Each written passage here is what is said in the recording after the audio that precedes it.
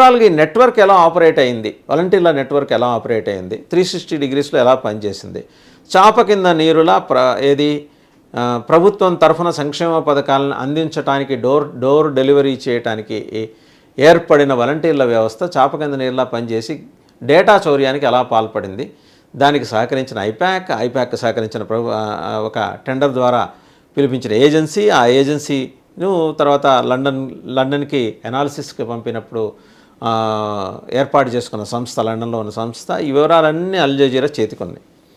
ఇవన్నీ ఓకే, అవన్నీ వాస్తవాలే ఉండొచ్చు. బట్ జగన్మోహన్ రెడ్డి మీద ఇంత ఫోకస్ పెట్టింది ఎవరు?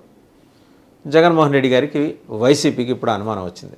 ఆరా తీస్తే ఏముంది, తెలుగుదేశం పార్టీ ఇదంతా చేయించింది అనేది. అలాగని తెలుగుదేశం పార్టీ చేయించింది కాబట్టి ఇదంతా బోగస్ అంటానికి ఏం లేదు. వాలంటీర్ల వ్యవస్థ కారణంగా జరిగిన అకృత్యాలు లెక్కలేనన్ని. ఆ లెక్కలేని అకృత్యాల్లో కొన్నింటిపైన మాత్రమే పవన్ కళ్యాణ్ ప్రస్తావన చేశారు. అందులో ప్రధానమైనది బాలికలు, యువతులు, మహిళలు మిస్సింగ్.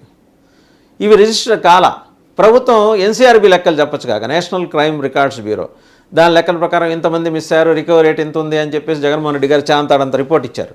రైటే. అన్రిపోర్టెడ్ కేసెస్ గురించి పవన్ కళ్యాణ్ గారు మాట్లాడుతున్నది. ఆ అన్రిపోర్టెడ్ కేసెస్ వ్యవహారంలో ప్రభుత్వ ఉదాసీనత గురించి ఆయన ప్రశ్నించింది. సరే, దాని మీద మరి కూటమి ప్రభుత్వం వచ్చింది, 6 నెలలైంది, దాని మీద ఏం చేస్తున్నారు? ఆయన హోంమంత్రిని చాలా సందర్భాల్లో అడిగారు, కొన్ని సందర్భాల్లో కడిగేశారు ప్రభుత్వాన్ని, ఆయన ప్రభుత్వంలో ఉంటూనే. సో ఇది పవన్ కళ్యాణ్ శైలి, విభిన్నమైన శైలి అన్నమాట.